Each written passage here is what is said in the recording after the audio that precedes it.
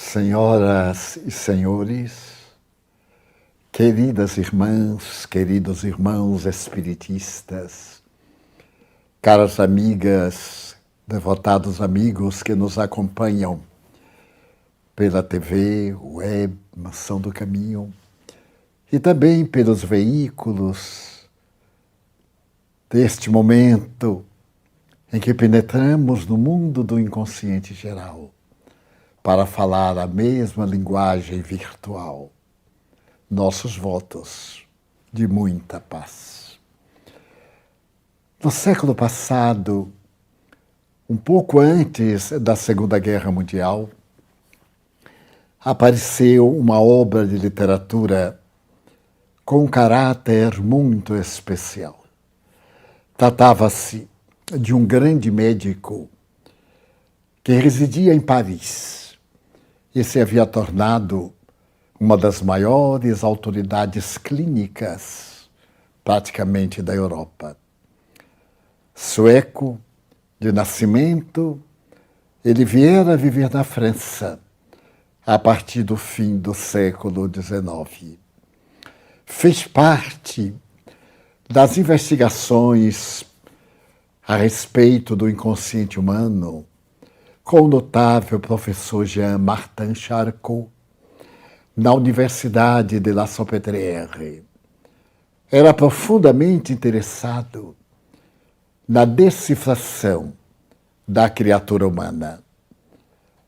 Havendo aderido ao materialismo mecanicista, ele conseguia amar e reconhecer que o amor era possivelmente a melhor terapêutica que se podia aplicar com caráter preventivo ou de tratamento em quaisquer uma das problemáticas humanas, particularmente no que diz respeito à saúde.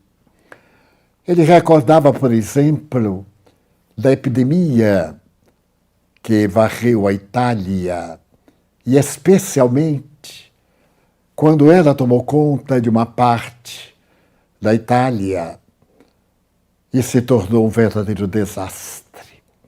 Ele era jovem, estava terminando seus estudos na Universidade de Nápoles, quando essa epidemia graçou, dolorosa e terrível.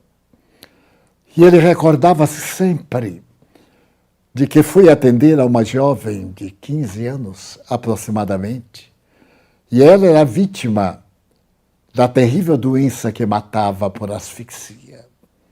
Ainda não havia o soro antidifitérico, e a jovem havia contraído o croup e estava morrendo. Então, naquele momento de alucinação, diante da mãe, desesperada, esta lhe disse: doutor, trate de salvar a minha filha. Eu não tenho outro recurso senão pedir ao santo de Nápoles que salve a minha filha. Já me empenhei junto dele, e ele com o senhor terão que salvar a razão da minha existência. E ele verificou que seria impossível, porque a menina já se encontrava naquela fase pré-terminal da asfixia pela dificuldade respiratória que a enfermidade produzia. E foi ali, naquele dia terrível, que a menina morreu dos seus braços, diante da mãe desesperada. E a mãe, com toda a superstição napolitana, gritou: San Giovanni, cega-o, para que nunca mais ele tenha o direito de ver a vida e não se faça responsável pela vida de alguém, deixando-o escapar das suas mãos. Ele escreverá mais tarde e dirá de quanto isto o impressionou. Ele não era um homem impressionável, mas a dor daquela mulher e este vaticínio terrível impressionaram-no infinitamente. E embora não tenhamos uma explicação para o caso, ele termina cego. termina cego na ilha de Anacapri e começa a ter umas ideias esquisitas, porque o seu é possivelmente o primeiro livro a respeito da literatura médica. Ele é um dos primeiros médicos europeus a trazerem os casos dos seus consultórios para as páginas da literatura. E o seu livro se torna, por isso mesmo, um best-seller.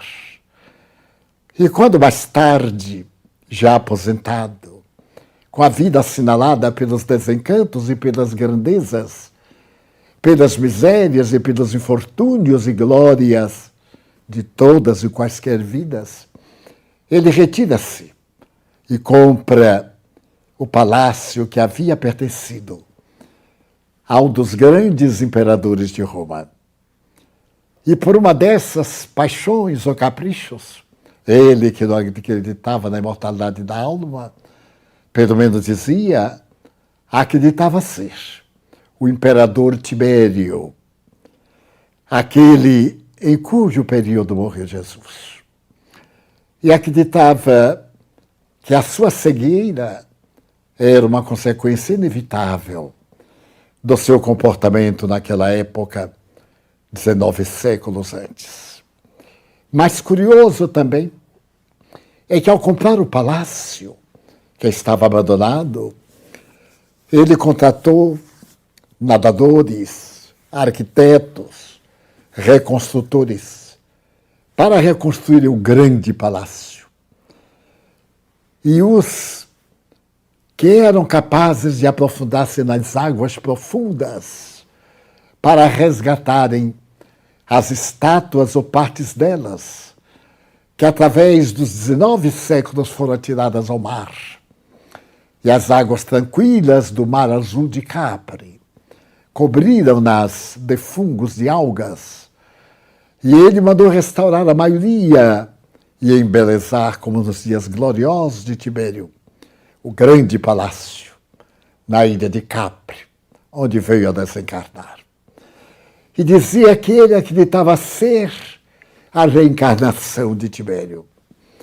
Na história da vida desse imperador, há fatos muito curiosos. Um dos seus historiadores conta que ele se dava ao hábito de consultar os mortos e que, certa feita, ele estava num diálogo com o espírito incorporado de um dos seus médiuns e Sejano, seu secretário particular, interrompeu a grande evocação.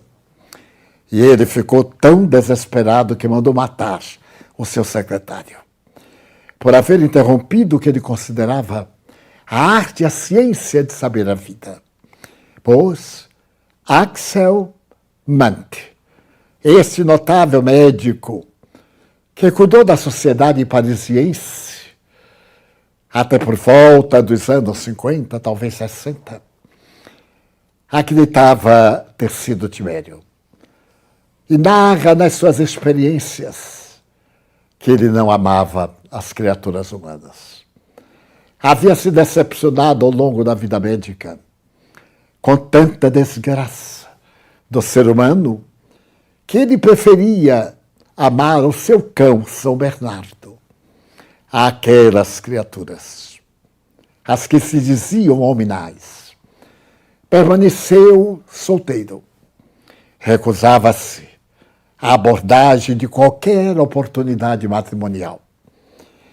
Assim ele resistiu a todas as tentativas e possibilidades de Paris do fim do século XIX, de metade do século XX, fiel ao seu grande ideal, esse ideal da medicina, de entender a criatura humana. E é exatamente deste homem muito complexo que nós vamos retirar as nossas reflexões desta noite.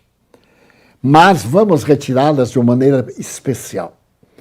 Não vamos fazer uma cópia, recontar a história conforme as suas palavras. Vamos aproveitar da realidade da história, do fato em si, e narrá-lo ao sabor da nossa emotividade, neste momento muito parecido àqueles momentos nos quais aconteceram as páginas da sua obra maravilhosa. Ele escreveu 2 livros. O primeiro deles foi um sucesso mundial.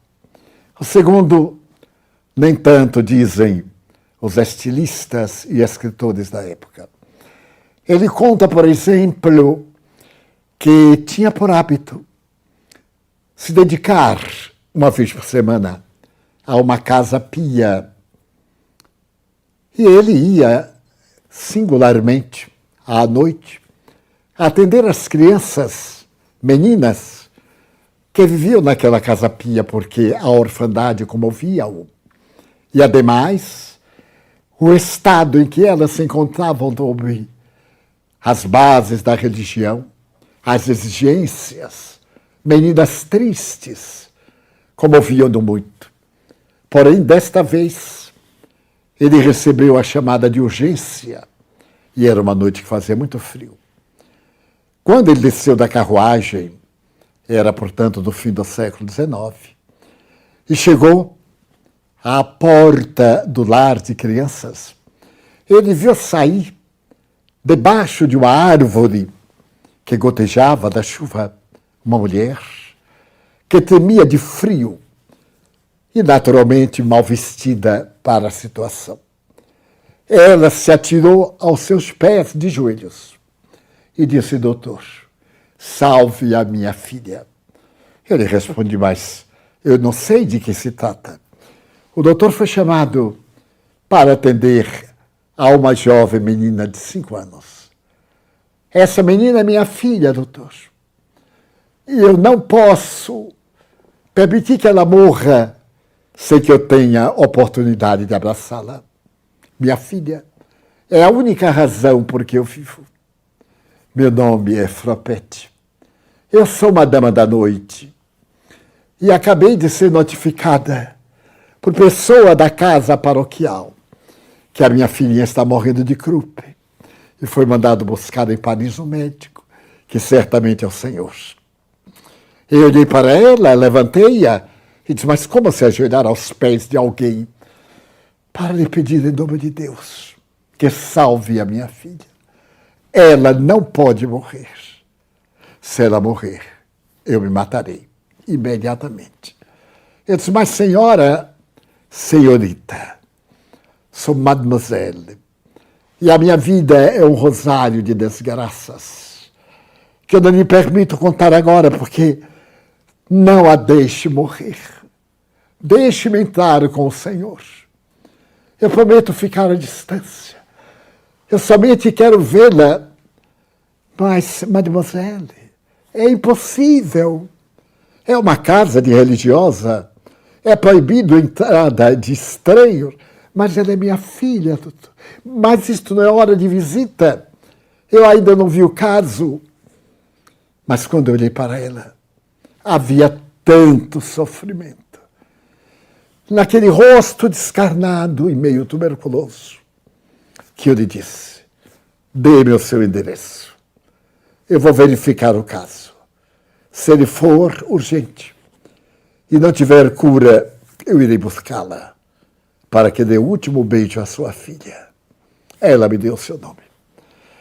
E pelo endereço que ela postou, eu percebi qual era a sua profissão.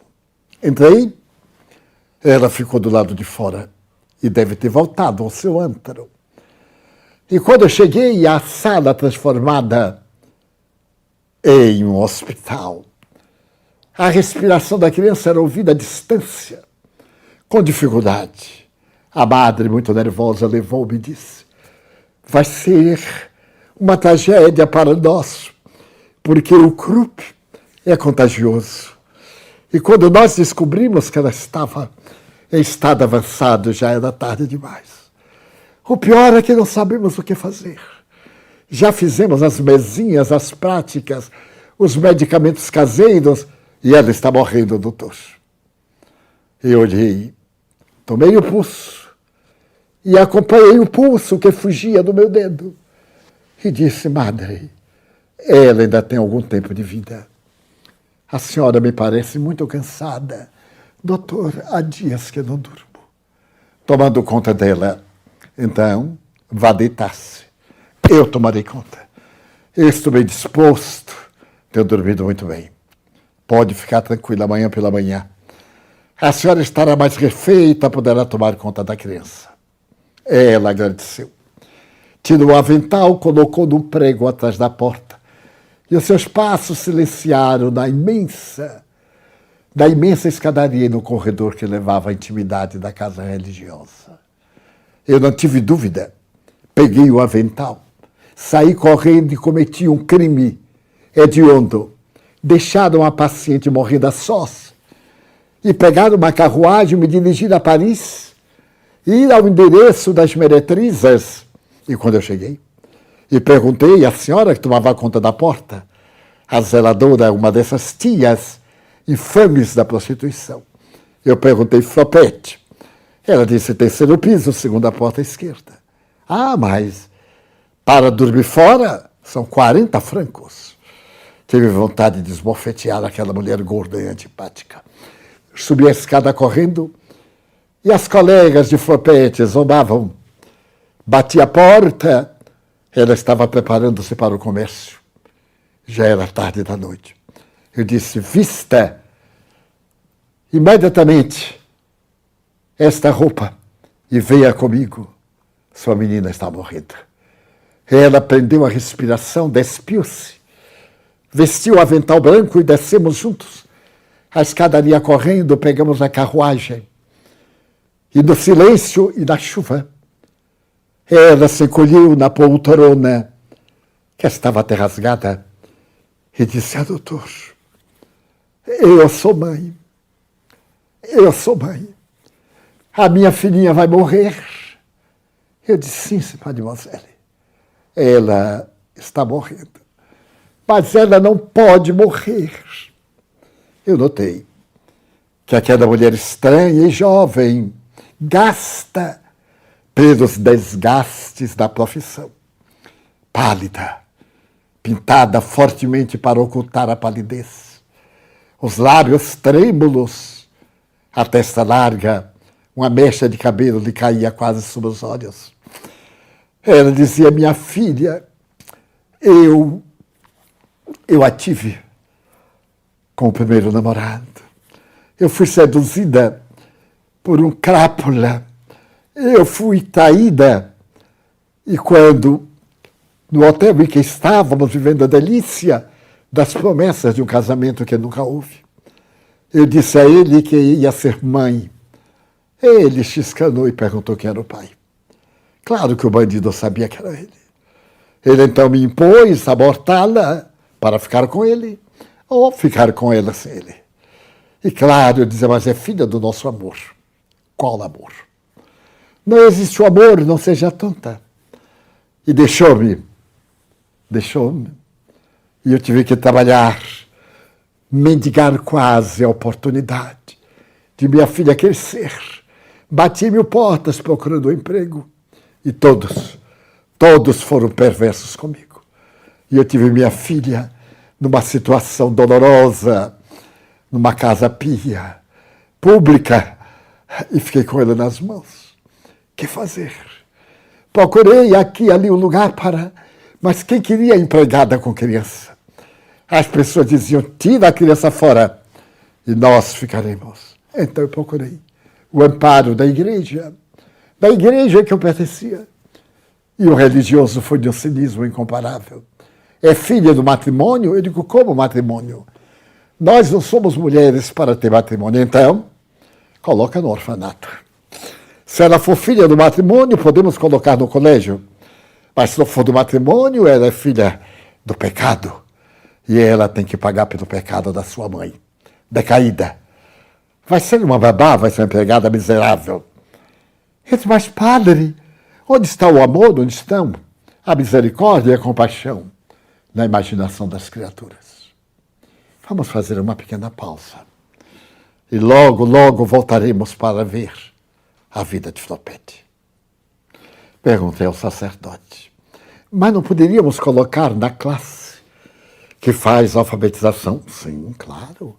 Mas isto é particular e custa mensalmente uma importância de valor. Eu disse, mas padre, e onde eu aconselhei? Ele me olhou com cinismo e disse, mas você é jovem, é muito bonita e você sabe como conseguir. É fácil. Na sua idade tudo é muito fácil. É risonho. Mas há um detalhe. Para ela ficar aqui, você terá que renunciar. Não poderá vê-la. Você me entrega e eu a encaminharei a uma casa pia. E todo mês você me traz a importância para sustentá-la. Já fazemos de graça com aquelas que são miseráveis e que não vão dar para nada.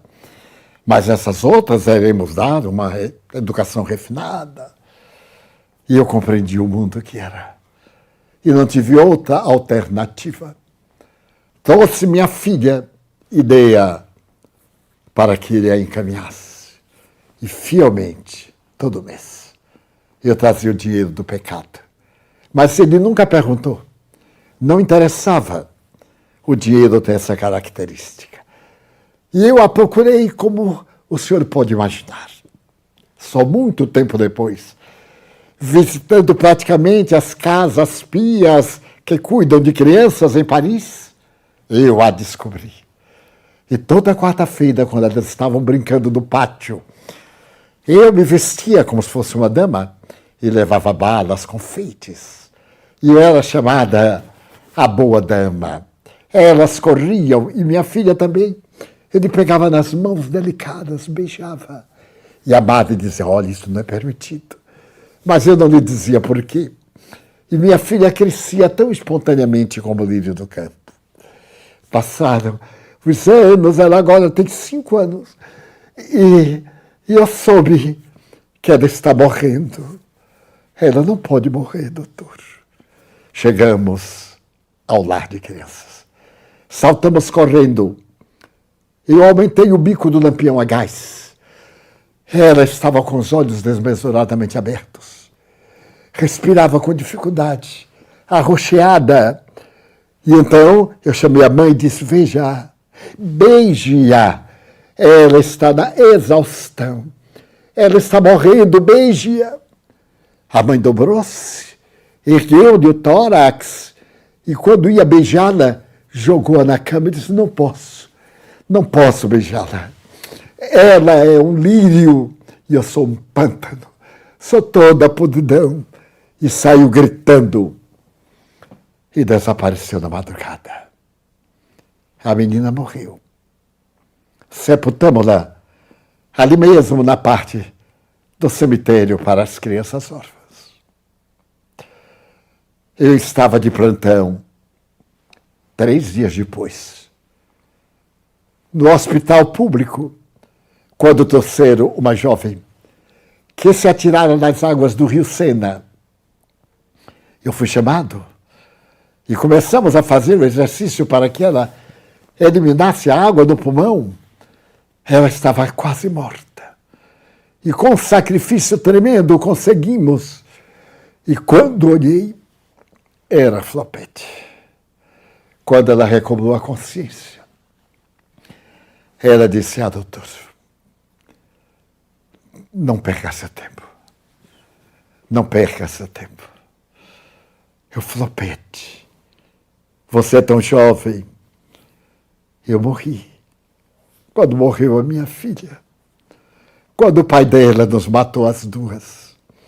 E quando o sacerdote pediu dinheiro para poder dar-lhe dignidade. Será esse o mundo de Deus? Será esta a caridade do cristianismo? E não vi mais Flopete. Certo dia, eu estava no café de Paris, e estava um grupo de mulheres alegres, vestidas à moda do Moulin Rouge. Quando eu vi uma delas que eu conhecia, cerquei-me e perguntei-lhe, olá, Juliette, como vai Flopete? Deixa, doutor. Ela tem o direito a morrer. Ninguém a salvará. Ela agora se entregou ao absinto. Era uma droga muito usada nos anos 20. Ela se entregou ao absinto. Ela tem o direito de morrer. E eu estava acompanhado de um jovem médico, Nordström, sueco, que viera ter comigo para lhe entregar a minha clínica oportunamente. E quando ele me viu falando com aquela mulher, ele levantou-se e descemos a pequena escada, fomos à avenida e disse, mas, Axel, você se relaciona com essas mulheres? Eu peguei no braço dele e disse, Nordström, você não sabe quem são essas mulheres. Eu vou contar a história de Flopete. E comecei a narrar. Ele me ouviu.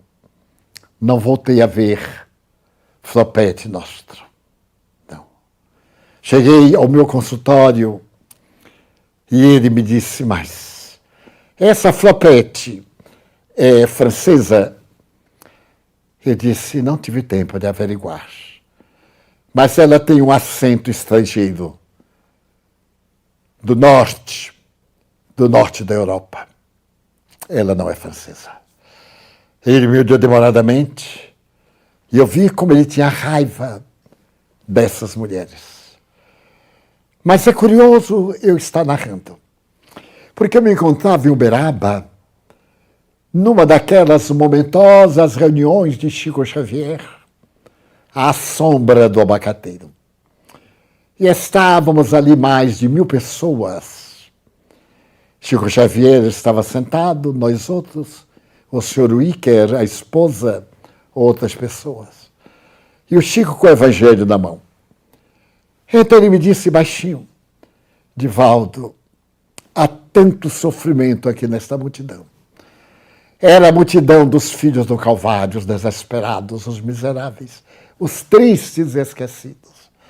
Eram eles. E também os bem-vestidos.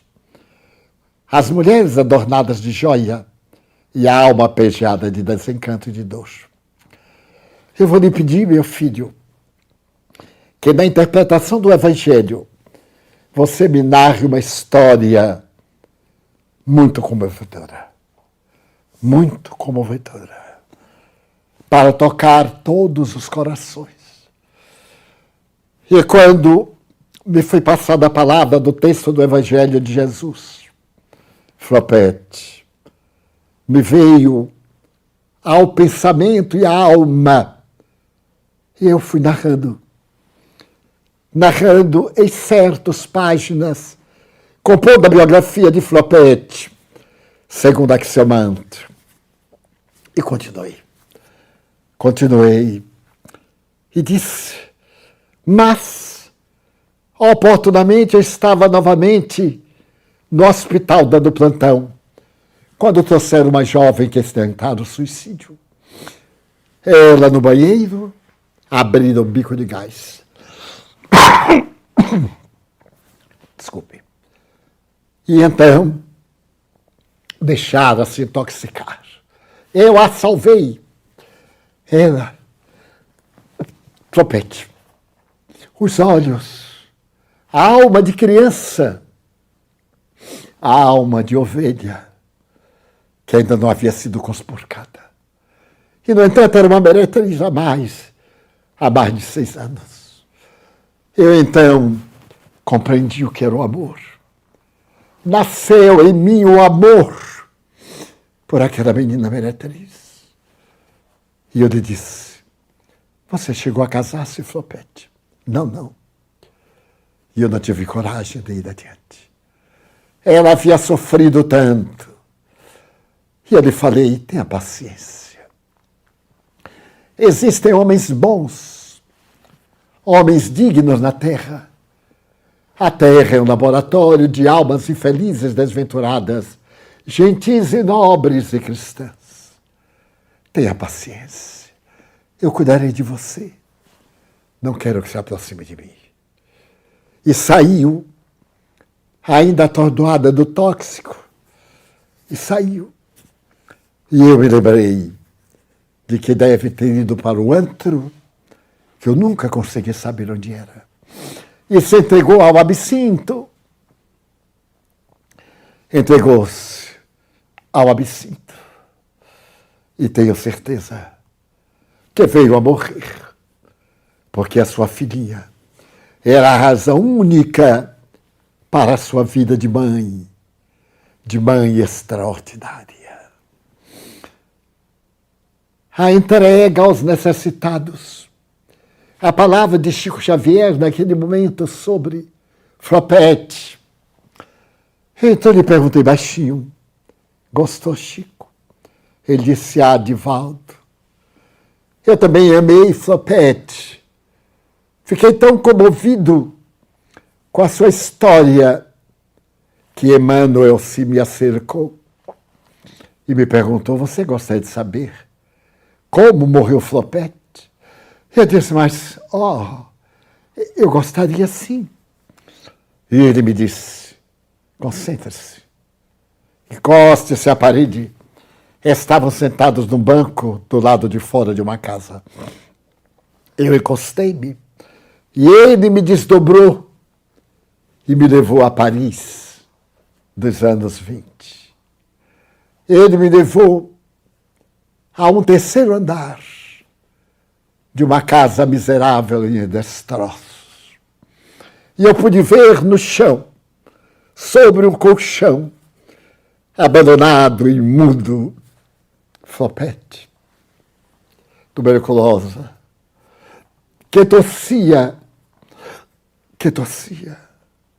E agora ele está me vendo a possibilidade de recompor toda a paisagem que está nos painéis da ideoplastia. Eu estou vendo, Divaldo, o doutor Axel Mantra dialogando com Nordstrom e dizendo a Nordstrom que ela não era francesa. Então o sueco sai dali com a imagem de Flopete na mente e vai àquela região degradada do último estágio da perda do sentido humano de viver. Com muita dificuldade, ele se vai informando, volta no dia seguinte e recebe informações do que no terceiro andar de uma casa abandonada, à margem do Sena, tem uma jovem morrendo de tuberculose e de abandono. Ele sobe as escadarias, chega ao quarto sem portas. Aquele corpo magérrimo, a tosse, os olhos fora das órbitas, a cabeleira longa, caindo-lhe sobre a testa, sudorese. Ele olha e grita: Flopete. Ela levanta os olhos e, com muita dificuldade, ela o chama Nordstrom. Ele ajoelha-se, segura-lhe as mãos magras e álgidas, banhadas de suor. Como você pôde fazer isso conosco? Ela não tinha palavras. Nordstrom odiava essas mulheres, porque fazia alguns anos a sua irmã única, sueca, havia sido seduzida por um desses exploradores e proxeneta que a humanidade os tem em grande quantidade, e raptou-a de Estocolmo, e ela abandonou a família e tudo por causa deste homem feliz. Sua mãe morreu de desgosto e ele odiou as mulheres, essas mulheres, porque elas representavam a sua querida irmã. Agora o trapo, tendo hemoptise, o sangue lhe corria em um filete pelo canto da boca, mas os olhos eram dela, a voz enrouquecida, e ele a embala docemente quanto amava e quanta dor, porque ela houvera tomado esse caminho. De imediato ele começou a imaginar levá-la para o hospital, tomar providências, mas era tarde demais. Ela somente teve forças para lhe pedir Nordstrom. Ela falou no seu querido idioma sueco: perdoe-me, perdoe-me. Eu não tinha imaginação. A cabeça de uma menina e o demônio perturbando-lhe a imaginação. Peça a papai que me perdoe. A cabeça pendeu. Ela estava morta. E Nordstrom desceu à rua, foi tomar providências legais, deu-lhe o atestado de óbito, foi a uma casa que cuidava do enterro e pediu o enterro digno de uma mulher virgem, com alvas flores, o caixão também alvo, e no cemitério de Montmartre ele adquiriu uma sepultura digna de uma alma cândida. E no dia seguinte, com pessoas contratadas para seguirem no féretro improvisado, carregaram o caixão até a cova, onde ele colocou um lírio imaculado na parte superior, que seriam todos os sonhos de pureza de Flopete. Então, Emmanuel disse a Chico: conta, Edivaldo, que Nordstrom, o seu irmão, conseguiu dar-lhe ternura, angelitude e carinho depois da morte. Então Chico Xavier me segurou as mãos e me disse: sempre que você se refira a Flopete, lembre-se dessas jovens sonhadoras que saem das suas cidades para os grandes centros da esperança de triunfarem. Essas meninas iludidas, hoje pela televisão, pelas telenovelas, pelas comunicações variadas. Isto foi por volta do ano de 2000, aproximadamente, quando ele já estava muito doente. E então eu fiquei na minha tela da imaginação, com a ternura de Flopete e de todas essas meninas e mulheres e homens e gays e pessoas que sonham com o amor, que exasperam pela ternura e que nas suas provas de redenção a divindade lhes impôs o selo da mansidão. Quantos de nós que hoje sorrimos no festival das ilusões e que no íntimo estamos na busca de uma outra alma apenas para sorrir, apenas para dizer duas palavras. Quantas dessas almas eu as tenho encontrado numa existência longa, moças ricas, belas, que me dizem: seu Edivaldo, eu não estou procurando sexo, porque eu sou capaz de comprar muita gente. O sexo para mim é um adorno, é o instinto. O que eu estou buscando é o amor. Eu estou à procura de alguém que me diga eu te amo, que sorria, que me dê um pouco de carícia. O Senhor sabe das minhas condições. E outras não tanto felizes porque não tem nada. Conta-me também da sua tragédia, da sua solidão. Quantos moços também me narram do seu desespero, da sua agonia. Jamais me olvidarei de um rapaz que entrou na fila um dia, faz muitos anos, no tempo em que a ignorância humana era perversa e as perseguições ao diferente constituíam motivo de orgulho das pessoas decadentes e covardes. E ele me disse, eu sou homossexual, sou casado, tenho 2 filhos, mas tem horas que uma força maligna me penetra e eu saio a caçar. Eu era bem mais jovem. E ele foi narrando a sua angústia, a sua obsessão.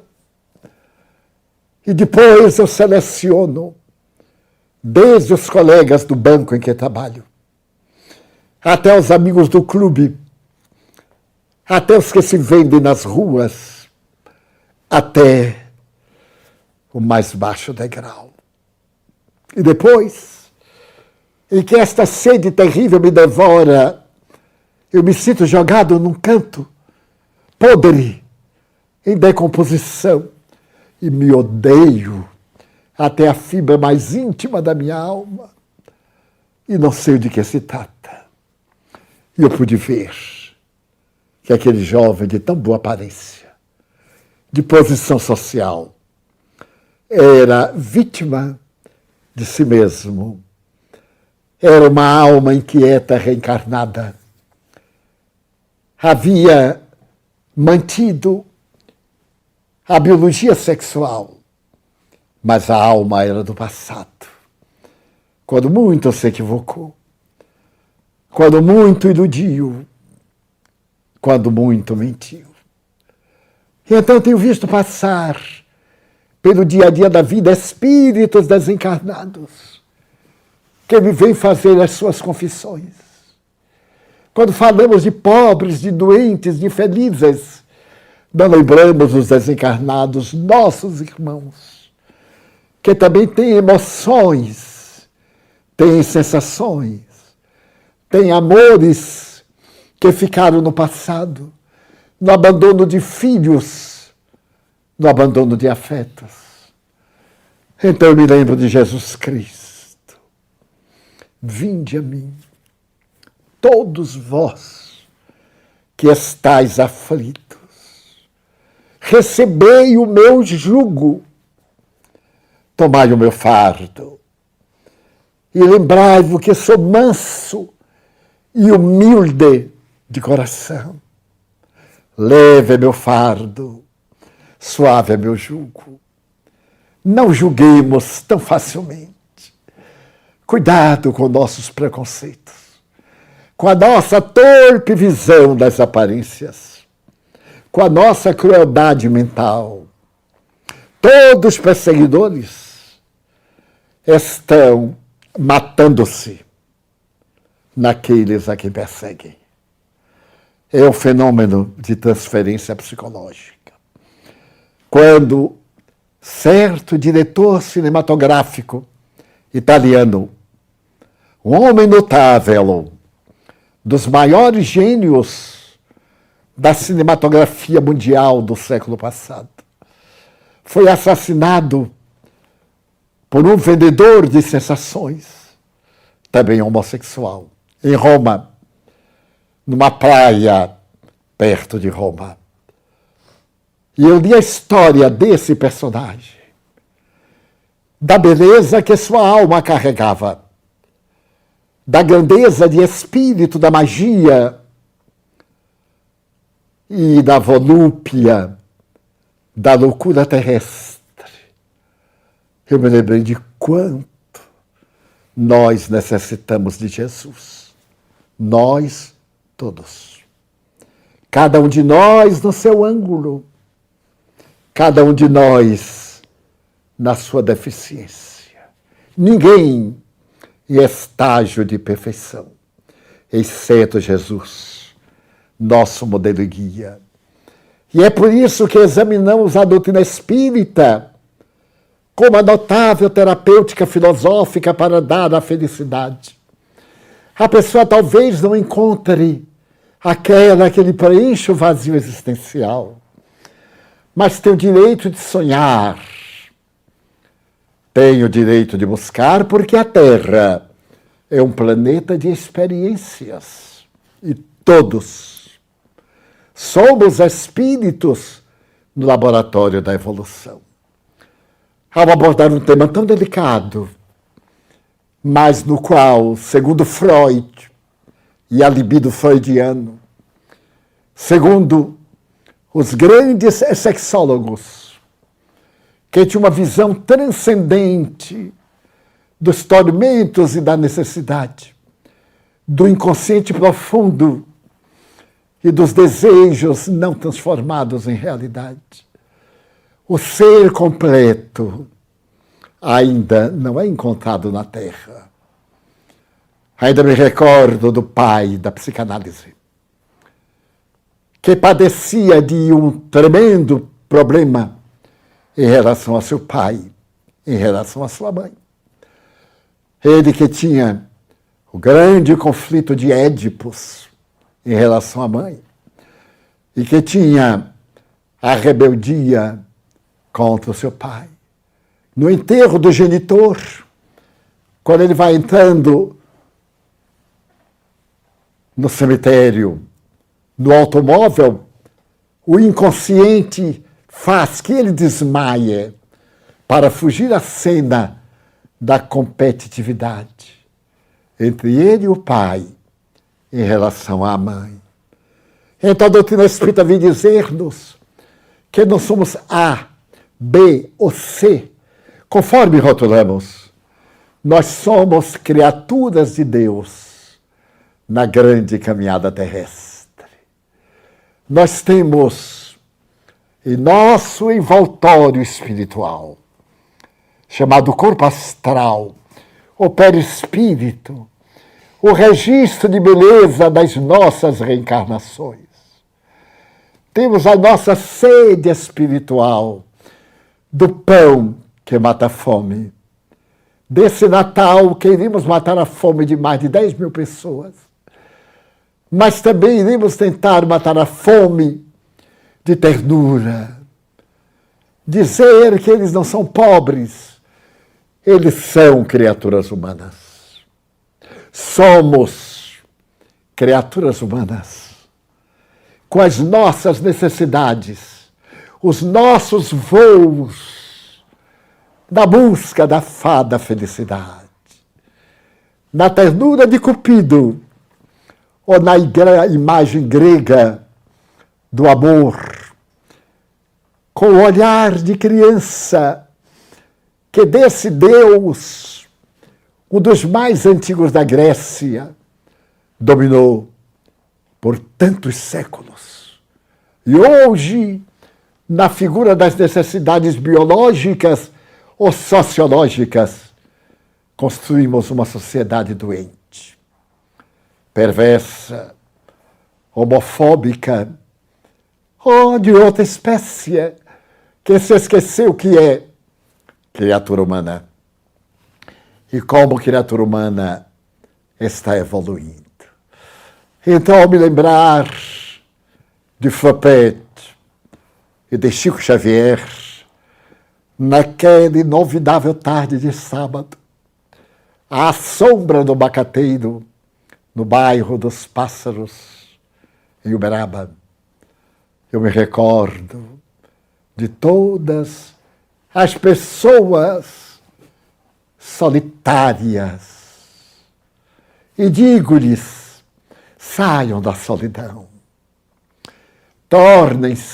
tornemo-nos solidários, demo-nos um pouco ao outro, mesmo com carência, saibamos receber, distribuir, compreender e sorrir para aqueles que nos busquem ou não, crucificados nas suas aflições. Esse é o Evangelho que Jesus me ensinou a ler nas belas palavras de Allan Kardec. Este é o Evangelho das dores e da redenção, daquele homem da manjedoura que tanto acarinhou a alma atormentada de Maria de Magdala, como da mulher surpreendida no adultério, que não é propriamente um desprezo pelo marido na busca de outro homem, era adultério em relação ao próprio marido, por quem ela buscava, e ele simplesmente houvera abandonado a sua ternura.